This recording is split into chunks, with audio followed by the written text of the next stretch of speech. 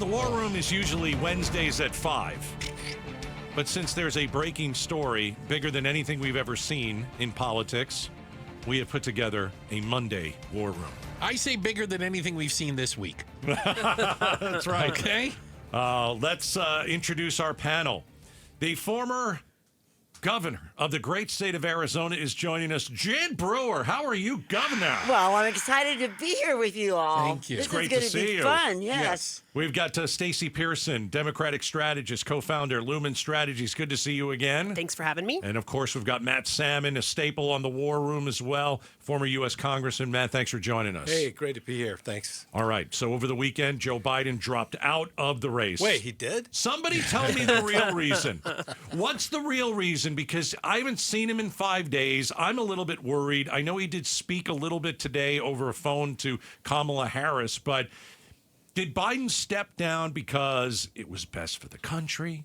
Or did he look at this and say, I'm going to get my clock cleaned. I've got to get out of here. What was the reason? Somebody tell me. I think D, all of the above, right? Is it all of the above? Yeah. Absolutely. Yeah. Absolutely. Nobody wants to lose their last race ever. Yeah, that was part of the calculus. He was pushed out. He was pushed out. He didn't go willingly. See, I think he was pushed out, too, yeah. With the constant drumbeat, I mean, the Chinese water torture of one after another after the coming other. out and saying, you got to go. And it wasn't just random Democrats No, coming out. Some no. of these were Big deals. I'm sure would assume Big were deals. his friends and Yeah. colleagues for years.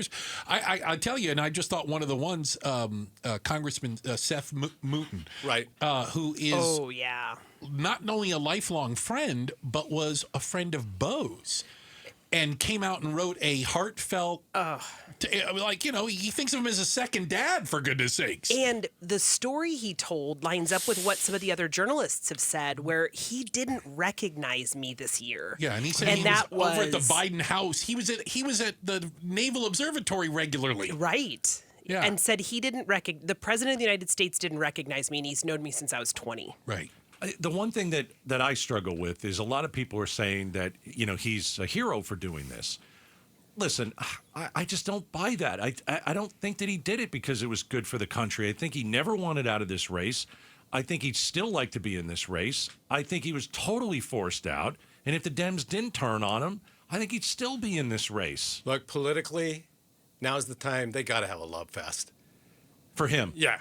It's the only way that you can... Absolutely. I mean, they have to come out and praise him as a hero and all that kind of stuff. Thank him for 50 years of service, et cetera. Look, I'm when they had the debate, between he and Trump, and they got off on the golf tangent. Yeah. I shouted over to my wife. I said, I'm probably one of the only people here in Arizona that's actually played golf with each of them. Right, you have. I have. I played golf with each of them, 18 holes with each of them. Did you beat him? Yeah, did you What's beat that? No, I'm a lousy golfer. I stink. I mean, I would not do well in that debate. But Right. but the fact is, in fact, the time that I golfed with Joe Biden, we were at a conference on China. Put on by the Aspen Institute on U.S.-China relations. And we were sitting through the most boring speech in the world. Somebody taps on my shoulder and says, this is really boring. I want to go golfing. I turn around, it's Joe Biden. Oh, gosh. And I spent 18 holes. Look, the guy is a really decent guy. Yeah. And I during the time that I was with him, you can't help but Do like you think him. he did it for his country? Do I think he did it for his country? Yeah. I think that if he had his druthers, he would have liked to stay the course and run the campaign. Yeah. I don't think he believed he could win, and I think part of the calculus was that he was doing it for his country. Governor Brewer, what do you think? Did he do it because of the good of his party and his country, or did he look at the polls and say, Trump's going to clean my clock, I got to get out? I think he got out because he was forced out. I don't think he went voluntarily. I think that it was a shame that his family, Jill, and other people that are close to him didn't get to him and gave him his pass to go. Earlier, you mean? They should have reached It would out have been earlier? much better for the Democratic Party at that time if he would Fair. have did it like that.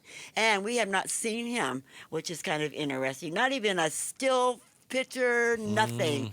That's something really weird's going on. I see. I thought the same thing, and I told Bruce You're a this. conspiracy theorist. And he goes, "No, Gaydos, you're way out." But we really haven't seen him in 5 days, and I feel like I want to know why you stepped down. You're my president. I don't care. Trump was my president, Bush was my president, so I don't care what There party may it be is. some underlying serious health issues. Maybe there might he's be. more ill than we thought. Yeah. I don't want to really put that out there, but maybe that's it. Well, he wasn't feeling well.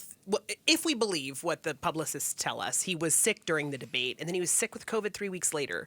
So he's not a young buck on this. No. It's not. Getting COVID at 81 is different than getting COVID at 31. And Right. for any of us around the table, probably most of us have had COVID. My daughter just got it this last week. wow. It's She's going a around nurse. again. Yeah. She's Yep. a nurse. It kicks your butt. I mean, it really kicks your butt. And the one that's going around now, the latest round Latest of COVID version, that's going yeah. around, it's very, very communicable. Okay.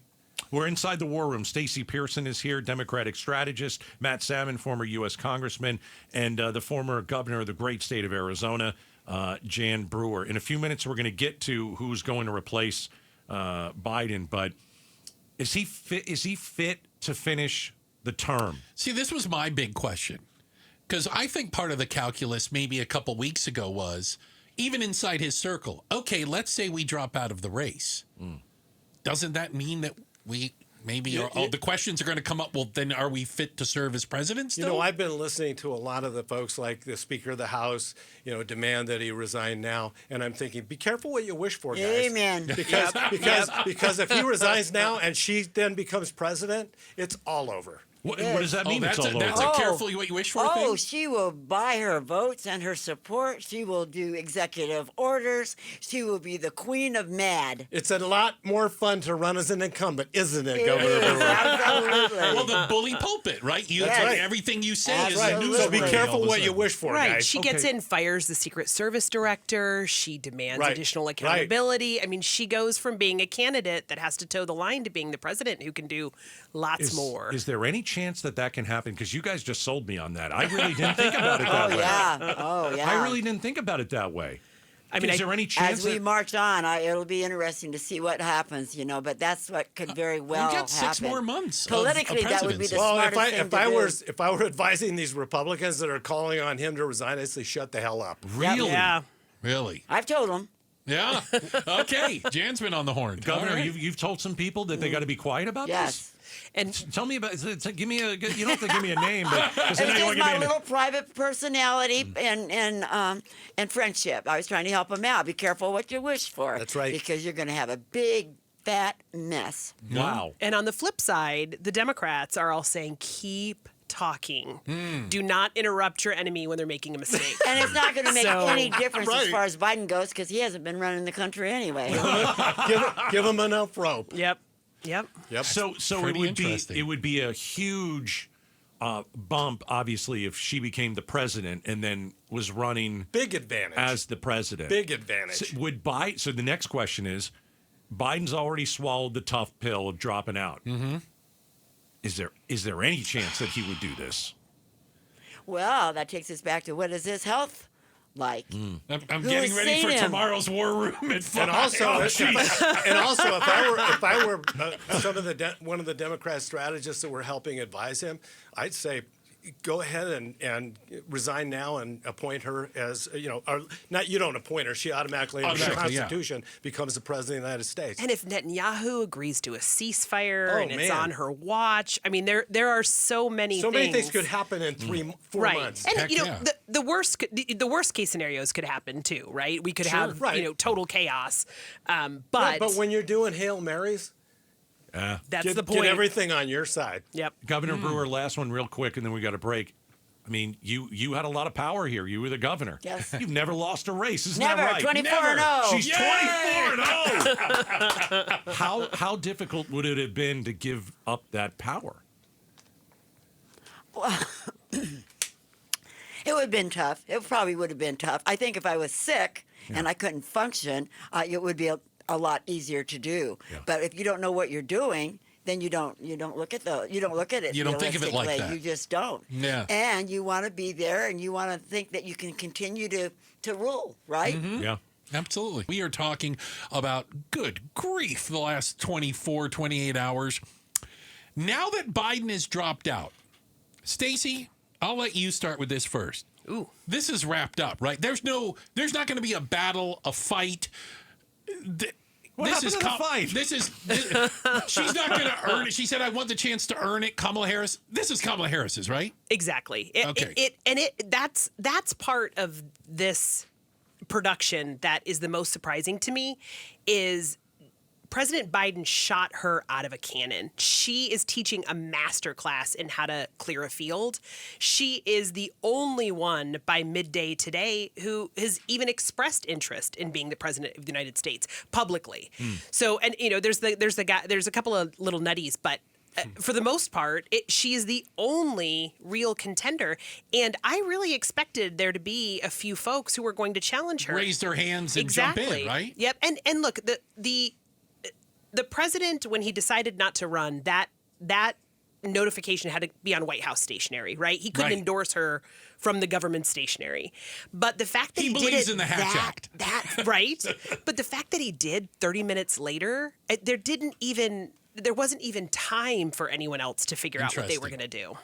Yeah, it certainly, if it wasn't pre-planned, boy, it sure fell into place fast, right? It was certainly pre-planned. I'm assuming that Vice President Harris might have been working the phone lines the last couple of weeks. See, I want to hear from the two people who have held office, like Matt Salmon, Governor Brewer. This thing was 2 weeks in the making, wasn't it? Or am I wrong? Look. There have been some critical things, probably not of this nature, this stature, but I guarantee you there was people sitting around the table strategizing, and I'm sure calls were made ahead of that. He probably let Kamala know probably well in advance of Sunday and gave her a good head start. When I left my congressional seat, and I came out and endorsed Andy Biggs, and I was the chairman of his campaign. We did the same thing. And so I'm expecting that this has been in the works for quite some time. But I will say this, the Washington Post editorialized today that the Democrats need to really have it be an open process. And Joe Manchin, who I respect immensely, I mean, he's one of the two people that stood between us and ending the filibuster, the modern day filibuster. Even have a shot. No, I know. And does he even have a shot? He's already come out and said he's not. Well, he left the Democratic Party, but there was, I don't know if they were going to invite him back. There was rumors that he was going to go back and rejoin the Democrat Party and run, but he nipped that in the bud, and he's not running. But his comments about at least having an open convention. Look, for the last year or so, the Democrats have really been beating up on Trump for what? Democracy, right? Yep. You're a threat to democracy. Now, if this process that they have doesn't look very democratic, that's going to be a big stain. Yeah. And so I think they're going to have to do everything they can to at least make it look like it's not some backroom deal. Yeah. And the delegates are the ones actually making the decision. Hey, Governor, what do you think the Democratic National Convention looks like? I mean, how are they going to, because it's kind of a farce, right? They're just going to play like what? Oh, it's an open convention, but really there's only one person and... They're in big trouble. The Democratic Party is in big trouble because they have now got a nominee that is just, mini-me of President Biden. She's going to be held accountable and responsible for everything that they like about him and everything that they don't like about him. And we don't have to change, the Republicans don't have to change their script one little bit. No, not at all. No. They'll just go after her. I mean, she's terrible on the... Joe Biden made her the czar of the border. Go do something. And what did she do? Nothing. She went to the border one time. She never addressed the drugs, the rape, all the stuff, the trafficking, the fentanyl, nothing. Yeah. And that's the biggest issue. That's the biggest issue. I think it's her biggest liability. It is the border is probably her biggest liability. However, I will disagree. I think the Republicans are going to have to change their narrative. They are. Because the number one issue that the Republicans have been using is that he's old and feeble and he's not Biden was, not even capable of walking up on a stage. They will hold her responsible. She's the one that enabled him. Or she lied that he was okay. Yeah. No, Yes.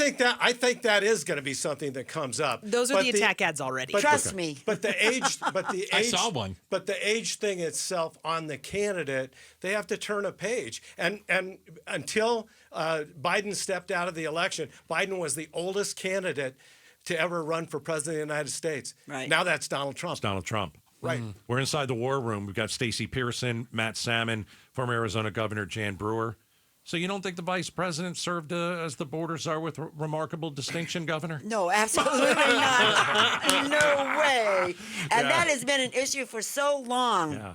I just wanted to yeah. get you riled up again. Yes, it is. And it predates her. And Right. it predates the one before her. But and it I predates was- the 5 before her. But calling her the border czar was as dumb as having George Bush in front of a mission accomplished banner. Agreed, yeah. And ultimately, that didn't sink his reelection. It was either. unfair, I thought, though. Yeah, putting her in charge of something she had no control over. And she didn't care about it. Because she couldn't hire or fire the Right. head of So Homeland can I ask a Security. question? And our political people here. It strikes me that the vice president is in a kind of unique role because I would use her as an example, or any vice president. They could come out and say, well, hey, I was being a good soldier. My job is to salute smartly, and the commander-in-chief told me to do this. But here's what I really think about this now. And you know what? I agreed with that, but I really don't agree with this. I mean, you get to kind of come out and And if she's smart, she will. write your own story, Well, right? and there's no way the vice president of the United States would ever come out and defy the president. We Right. didn't see it with Pence and Trump. You and didn't? Not till the Not end. until after he almost got hung on January 6th. Yeah, that was a one time. But that was the one time. Prior to that, Mm. Pence didn't come out and say these people are insane and they're going to riot. They're trying to kill me. Right. He didn't say a word. Yeah. That's a good point. I mean, he also is now hiding in the abyss, but there's that. And not endorsing Trump. Not endorsing Trump. And wasn't invited to the Republican National Wasn't Convention. invited to the convention either. Yeah, without a doubt. So a lot of talk in the first half about Biden. Why did he really leave? Will there be an open primary? Is it Harris and that's it? And pretty much we figure that is going to be the case. But Yeah. one of the things, though, how big a role will race and gender play in this election? So Kamala Harris is the daughter of a Jamaican father and an Indian mother. And that I had is- to Google. We Googled it. I had to Google it. Apparently, a large percent, 80% of Jamaicans are from sub-Saharan Africa. So that's why Jamaicans are considered black or African. And they're saying, okay, first I didn't know that. I learned black and Asian American woman to lead a major party ticket. All right, do Americans care? They care that she's black, Asian. Do they care? I think a certain amount of them do. I think that people do care about that because, they were oppressed for so long, and then to have somebody move of your race up the ranks, that some people, that's going to influence whether they're qualified or not. They would just vote for it. And women, and I always said, don't vote for me because I'm a woman. Vote for me because I'm the right person for the job. But people, they don't do that. Governor Brewer, did people vote? But okay, so I don't disagree with what you just said. Okay. It appeared to me that Hillary Clinton had a problem, at least with some women too. It's like, so it seems like there's a double-edged sword there as well. But it wasn't just the woman thing with Hillary Clinton. I think it was who the woman was. Well, and the She fact wasn't that she very didn't likable. Yeah, well, and women want to see a woman scorned like Hillary was punch that guy in the face, Right, and not right. walk confidently to Right, the helicopter. I mean, right. people didn't forgive her for not tossing Bill Clinton Bill out. overboard? Oh, okay. All right. Fair enough. But I think that on the race thing, I mean, look, we've already elected a black president of the United States, not once but twice.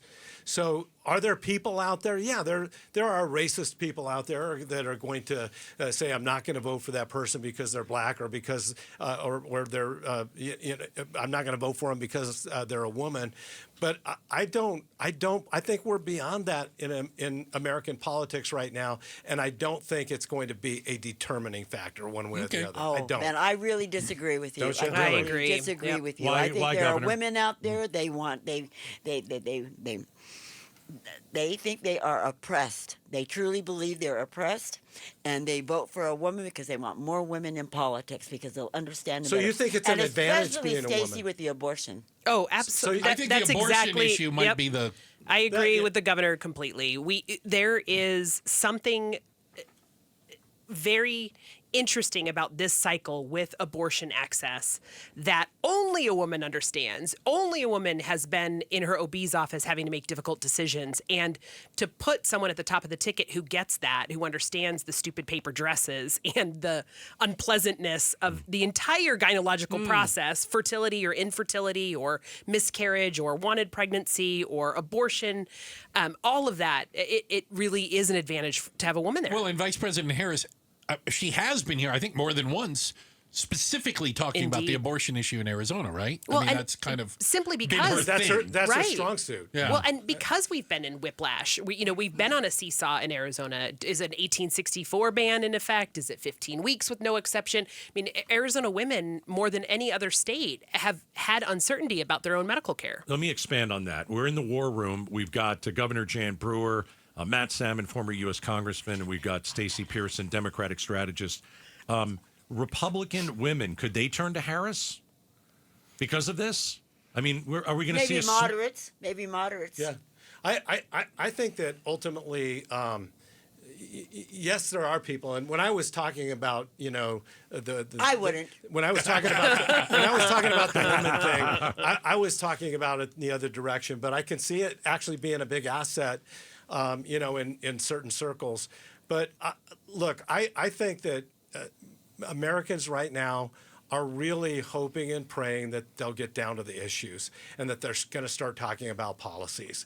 And they're going to. Yeah. You guys on agree. your radio program every day, which I love, by the way. But when you're talking about the fact that people can't afford homes. Yeah. My daughter and her husband, they're buying their first home. For the first time, they've been married for 5 years. They've got a little girl, and actually, they've been married for 10 years, and they've got a little girl that's 7. I had to make sure I corrected that. But they're buying their first home, and it's really, really, really tough. Yeah. And when you think about going to the grocery store, and when you think about the gas pump, you think about all the things that impact affect people, real things. So let's hope they start talking about those things. Well, we couldn't talk about it because Biden was calling Zelensky Putin, and Right. we couldn't do it. And Trump is talking about sharks and boat batteries, so Right. we're not. He's Right. not in the clear in the sanity He category. doesn't choose the shark. He really doesn't like sharks, by the way. No, he does not. All right, so I had a buddy who I was playing some ball with over the weekend, and he's been a friend for a while. He's a black man, and he told me this. This is what he told me. So we're talking about gender and race being in the election. He said, "Is America ready to vote for a black woman when we didn't vote for a white woman?" And that's what he left with me, and I didn't answer it. I because guess the argument is, and I tend to agree with what It's Matt said, who the is woman is. Hillary Clinton was a unique woman, Yeah. and she came with a lot of baggage. Indeed. Big time. Without, she wasn't. It strikes me that Vice President Harris has a lot less baggage and may have a chance to maybe tell her story as opposed to having it told to her. Well, and both women have the unique, pleasure of saying that Donald Trump contributed to both of them. Yeah, I saw that. He did. He wrote a check to her. All right. Okay, we're talking obviously about, everything that's going on right now. Kamala Harris, her impact on the race. I'll start with you, Governor Brewer. What impact does Kamala Harris going to the top of the ticket, what do you think, what impact does that have on the state of Arizona? Probably devastation, in my opinion. You mean if she wins? Well, no, I'm just saying, does it make the state more competitive, less competitive? does How do you see Arizona it? like her? I assume a portion of Arizona likes her. How about the border? That's an odd question for me. I tell you, yeah. Can Arizona voters get past her? The border czar part. The border czar part of her. Yeah, I mean, she was put in charge of the border, which I thought was kind of unfair. When But she comes, she's going to get the same base, the same votes, the same support that the people are supporting Biden. Yeah. She's not moving the needle at all in Does she Arizona. lose any support in Arizona? She could possibly, and give her a few more weeks, and there'll be gaffes and there'll be problems and things will be falling down. Yeah. And that's Okay. the only way she can go is probably down. The only thing that's going to help her is somebody getting in as vice president that might help her pick it up. That could be a disaster too in other respects. Are you talking about Mark Kelly? I was going to say Senator Kelly. Senator Kelly could probably change the landscape for her. Yep. Okay, so can I ask Stacy that? I'll get to you in a second, Congressman Salmon, but does adding Mark Kelly, and he's apparently on the short list of vice president candidates, does it put Arizona back in play? Does it tighten it up? Can he deliver It's Arizona? Trump plus 7 right now. But Democrats had two problems going into this cycle, right? We were running against Trump, who is just a cult of personality, and we were running against apathy. People were just not excited. The independents, the folks that moved here after COVID and bought a nice big house in Peoria, they had no interest in this cycle. And I think putting Kamala Harris on the ticket has helped solve a portion of that apathy problem. But whether or not people come back to the party, I mean, the Democrats were down 60,000 voters compared to the number of registered voters we had 4 years ago. We're down. Republicans are up. Independents are up. Democrats are down. We have to figure out what that means. What was that problem? Were they frustrated that we weren't doing enough about homelessness? Is traffic, is it these local issues that they don't think the Democrats, their mayors or their governors have solved? Interesting. Let me play Please. devil's advocate. Yeah. And just throw one thing in there. Let's look at the last election. Okay. All right. Every major candidate in this state that Trump endorsed lost in the general. So I mean, you have to look at that. And Kimberly E. won. And Kimberly, Handily. who was not endorsed. Not by endorsed, him. yeah. Never stood on stage So with him. I'm telling you, you have to look at everything. And I think that if Kamala Harris chooses Mark Kelly, Arizona is totally in play. Oh, interesting. When you think about Mark Kelly, look, I would love to be here as a former Republican congressman and just play the partisan card. But the fact is, when you look at Mark Kelly, he's responsible for two things. One, policy and voting back in Washington, and then his staff in Arizona that takes care of the people here and the local needs. I've heard from person after person after person that he has one of the best staffs in the whole country, and that his staff is probably more responsible than any other office in fixing problems for constituents. And my personal experience with I work for Arizona State University. He's a U of A guy. And yet he's really stepped up to the plate. That's why he's senator. And so I think he's a game changer. We're inside the war room. We got about a minute. Why don't we just ask this question and go around? Okay. Is Biden today relieved or ticked off? He's out of the race. He Governor? doesn't know. Oh, God. And I would go D, all of the above. He's both. He's upset and he's relieved. Matt Salmon, what do you think? I would say depends. That's a good one. Oh, that's offside. This war room rocks. Bruce? I gotta believe that in a moment of clarity, which I still hope he can have, I mean that honestly, that he's relieved and he realizes this is what's best for him. Because I really do think this is what's best for him. If he does have, as we all do, limited amount of time left on this planet, go and do something. You've been in it for 50 years. Be happy. Move on. Yeah, country, party. Is that why he did it? Health. He couldn't win. As Stacy's been saying, kind of, it might just be all the above. Yeah, they all added up and got them. Hey, we really appreciate you guys all being in here. We hope you enjoyed being in the war room. We really enjoyed having you again. Congressman Salmon, of course, Stacy Pearson, and Governor Brewer. Thank you. Governor. Thank you. It's been fun. Outstanding. All right. Hey, we're going to do another one of these on Wednesday like we normally would. That is unless something happens between now and tomorrow afternoon. Oh, goodness. And then we'll do one on Tuesday, okay? Oh, I just goodness. can't even keep up with this, for goodness sakes, all right? Thanks for watching Outspoken with Bruce and Gaydos. Tap to watch more from KTAR News and click the button in the middle to subscribe.